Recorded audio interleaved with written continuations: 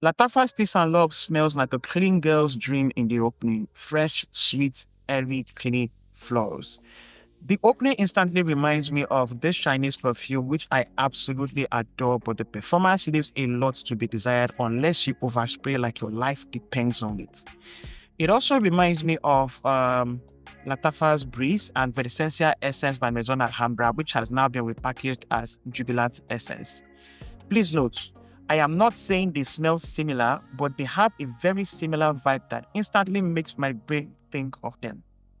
Lest I forget, I was doing my skincare routine the other night and immediately was stunned by how the fragrance used in this Tony Moly toner also reminds me of the opening of Lattafa's Peace and Love.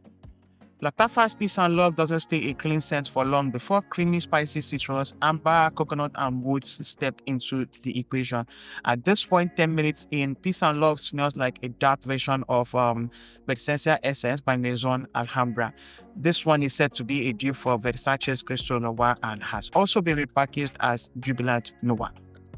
3 to 4 hours later, something in here comes off like yellow florals and I start to get 𝗕𝗓𝗧𝗔𝗖𝗧 Unlimited vibes because coconut, amber, woods, and 𝗕𝗓𝗕𝗓.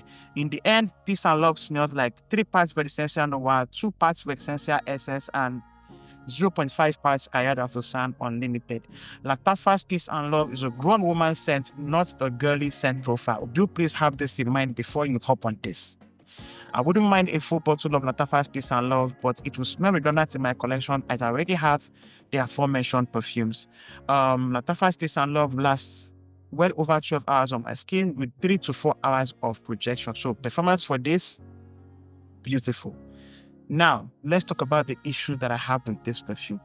This review was scripted 4 days before I started having issues with my decant. I've had my decant for I think 7 months and played around with it several times to the same results until last week when I decided to wear it to bed.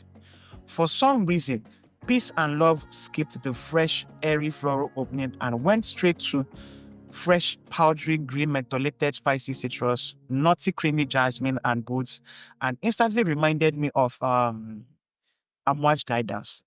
Think of Amouage Guidance with a heavy citrus accord over it, like a fresh, mass-appealing guidance, perfect for summers. Because let's keep it real, Amouage Guidance is not a summer-friendly perfume. It is for cool, cold weathers only. Anyway, Peace and Love now smells like a fusion of Amouage Guidance and Dior Addict without the jasmine being aggressively pungent, like I told you guys in my last review for Dior Addict. It maintains the same energy for hours, and by the 12th hour, it has way less citrus and a more amped up woodsy, musky accord. Suspecting that this was a, skin pH thing that day, I tested it several more times and got that same whole Amouage Guidance Dior Jasmine result. For a scent profile to dramatically change within 4 days after over 6 months in my collection, this is new territory for me. Anyway, if you do plan to get Lattafa's Peace and Love, just have in mind that what you get in the beginning might not be what you will get after 6 months down the line. It might change and you might not like what it will change into.